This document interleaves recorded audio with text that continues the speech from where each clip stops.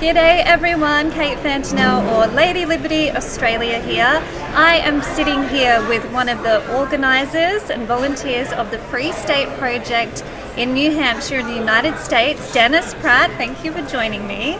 Can you just tell my listeners a little bit about the Free State Project, what it is and why you chose New Hampshire? Yeah, thank you.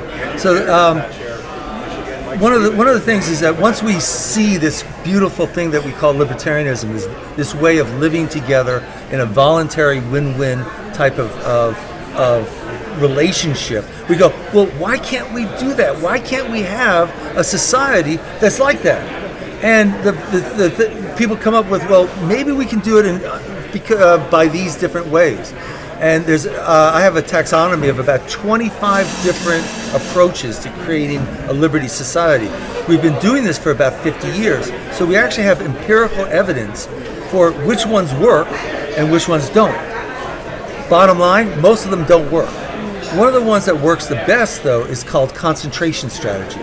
And the idea here is that the most essential ingredient that you have to have a liberty society is libertarians. And that it's extremely hard to convert someone from being an authoritarian to a libertarian. So what concentration strategy does is it says, God bless us, the authoritarians. I wish them the best. But what we're going to do is we're going to concentrate everyone who's already libertarian in one location, and there, together, create a liberty society. We've been doing that now in a state called New Hampshire in the U.S. It's a small state. We started in 2023, 2022, so we're about 21 years into the project. But we've had just remarkable success. We're number one in freedom in the United States, and we're number one in freedom across just a lot of variables. And we are actually increasing, we're accelerating, because we have so many liberty people in the House of Representatives. We're putting people into the Senate. So much, though, of what we do is not really even political. It's creating parallel institutions, creating communities, creating events and having fun. I was just talking to somebody he just moved. He said, how come there isn't a group for playing basketball? I said, well, create one. So he's going to create one in basketball. At the same table, there was a guy who 3 months ago had created a rucking, which is like heavy packs, hiking. Yeah. And he's now coordinating with the towns to do rucking things where they pick up litter for the town and put it, and the towns are ecstatic and stuff. And so we have like this kind of bubbling up of all these liberty people. Remember, the liberty people that we get in New Hampshire are the most rabid liberty people. These are the people who really love liberty so much, they're not just going to talk about it. They're not going to just listen to a podcast. They're going to actually get off their butts and do something. And even in our case, pick up and move to a place and work there. So you get one of these New Hampshire people going, and it's just amazing to watch. The fantastic part for me is that I'm working on these liberty projects, and I can only do so much. I do a lot, but while I'm working on these things, all of a sudden I look over here. And these guys have done these liberty projects. And I look over here, and these projects have been. I'm going. It's just like this mass movement, and it's a decentralized movement. So when you move to New Hampshire, all we ask is that you do your best practical effort to advance liberty in some area, whatever that is. And there's no one coordinating, except that we have 100 different groups working and coordinating. Now, one of those groups will be basketball, for example. But another one might be the Live Free, Die Free bill that we talked about, or Defend the Guard, which says that no soldiers can be sent overseas without a declaration of war. So we have all these different groups doing all these different things in unpredictable ways, and then you just see, new liberty. It's so much fun. I would love to move to New Hampshire. I was talking to you about it before. I'm dying to move to the States, and New Hampshire, live free or die is the motto. How many people do you think have moved because of your Free State Project over the last 21, 22 years? Yeah, so my best estimate is that we've had about 12,000 people move, of which we still retain 6,000. So we've lost about 6,000. And a lot of that is because early on, if you move to the free state when there's not a free state, you're just in a regular authoritarian state. So it was so hard to build this infrastructure. But every single person we get there, it becomes easier and easier and easier because we have. I talked to you a little bit about the community clubhouses. I started one of them. But we now have 6 or 7, depending on how you count, community clubhouses spread out there. And so you come and you go, oh, I'm not going to have any friends. And you come to the community clubhouse and they go, welcome. And we have multiple events every single day that are open to the public, so you can just go. And then, of course, once you get in, you'll be in these different groups that will have your own events. And so it's just, we joke that the hard part of being in New Hampshire is knowing what Liberty event to go to tonight. And also with that, part of it is getting libertarians elected so we can leave everyone alone. How successful have you been politically in getting people elected and running for office? So we've been really successful. The first thing is, most people when they first move, they think that the primary thing is political, and almost everyone when they move, they go, I didn't realize what it would be like to live in a liberty community, in a liberty society where I'm not weird for not wanting to hurt people and take their stuff, right? So that whole community aspect is hard to communicate to people who only live in an authoritarian society because you've never experienced it, But that's the number one thing. But politically, New Hampshire has the largest House of Representatives. We have 400 members in there.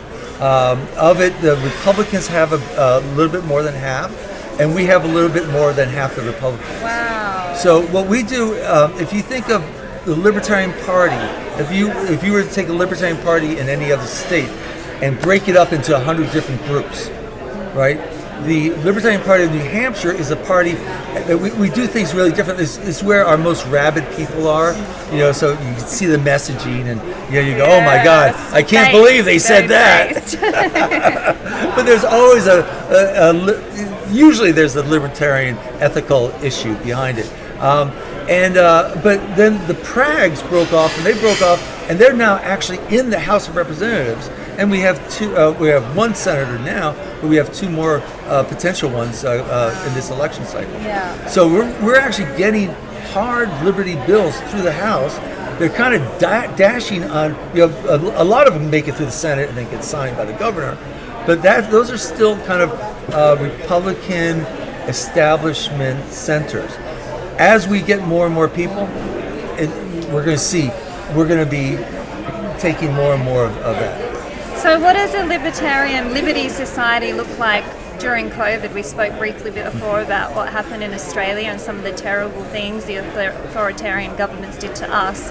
What was it like in New Hampshire during those dark years? Yeah, so the Republican governor ran on a liberty platform. He said, I'll never lock it down. And so immediately after he won, he locked things down. I had just started this new community clubhouse called The Shell, and we had this big event that was scheduled, and we were going, oh my gosh, what are we going to do? And we said, well, okay, we're just going to go ahead and do it because we weren't allowed to have more than 6 people in a room. And so my wife made curtains on the windows and covered it up, and she worked all the event was Saturday, so she worked Thursday, Friday, getting these curtains up. At the event itself, we had 80 Liberty people, all in a room, half of them armed, heavily armed, and we were entertaining New York City comedians who were like, they couldn't do anything in New York. And they came up, they go, where are we? What's going on here? We don't understand. But, so there was actually 2 parallel communities. There was kind of the authoritarians, and we call them flotsam. They just go along with what goes on. And so they were living we're scared and stuff like that. The libertarians were really just living their lives regularly. And I shouldn't say that because there were libertarians who were very concerned. They locked down, but it was total choice, right? If you didn't want to, you didn't have to.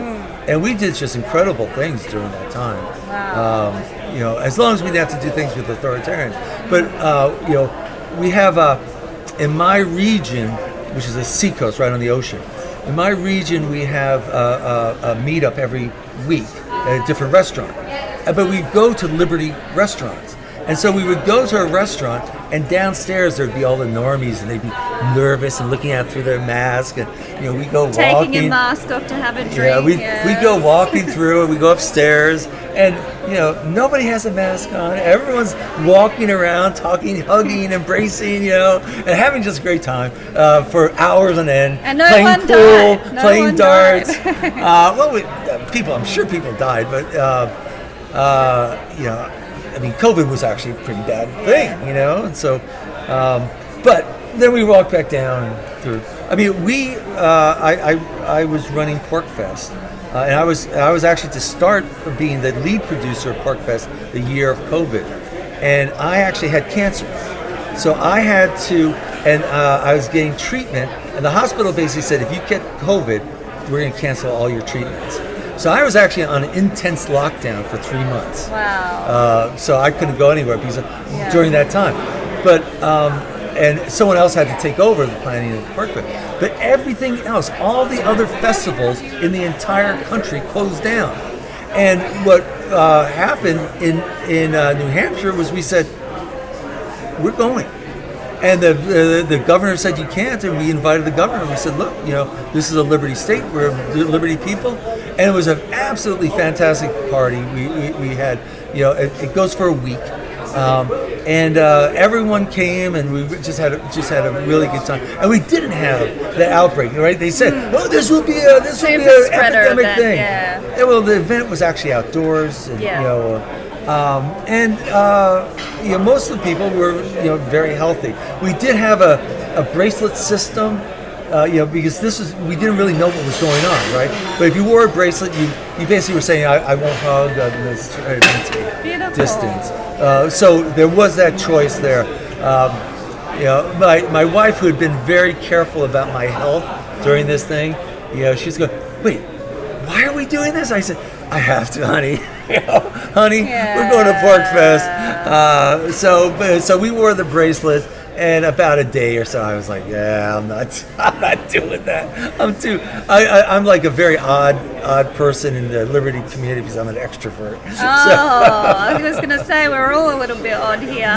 Yes. So, what's your advice for anyone, potential Australian moving to New Hampshire? Is there groups that we can join online? How can we be part of the Free State movement? Well, first of all, you should follow me, Dennis Pratt Free, because you can. On Twitter, Dennis Pratt Free on Twitter, and I'll connect you to whomever makes sense to connect you. But also we have a Facebook group called the Free State Project. It's a group, and that's a great group to join, especially if you're going to come and visit us. If you're coming to visit, direct message me, and I'll give you half price off on Independence Inn. It's only for Liberty people, so all you authoritarians don't think I won't be able to sniff you out.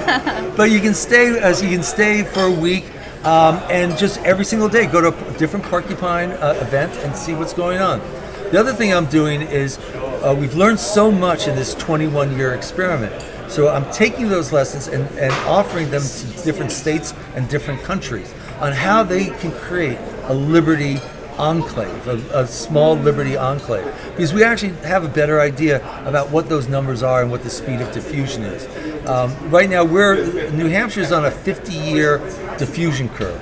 We didn't expect to be. We thought we were going to be on a 6 to 10-year diffusion curve. So what we've done is said, okay, given what the numbers are, what would a 6-year diffusion curve, and what's the size population? The idea is that you actually get enough libertarians to take over maybe a town. And you take over from dog catcher through mayor, zoning, planning, finance, school board, police, and that becomes the magnet for all the other places. And so you can do that in about 6 years. Once you have that, now all of a sudden you're pulling in for more and more people, and you can start expanding. But you need that kernel, because the most important thing for a Liberty society is limited government. No, I got it wrong. You tested me before. Libertarians. It's the most important thing. We forget about ourselves sometimes. You cannot have a Liberty society with authoritarians. Yes. So you need libertarians, and that's what we're doing. Love it. Well, thank you for joining me, Dennis. We should get a Free State project happening in Australia. I think maybe Tassie or my home state, South Australia. We have low population. We just need all the libertarians to move there so we can get the government out of the way and leave us alone. Thanks again, Dennis, and I'll bring you more interviews from the Libertarian Party National Convention over the weekend.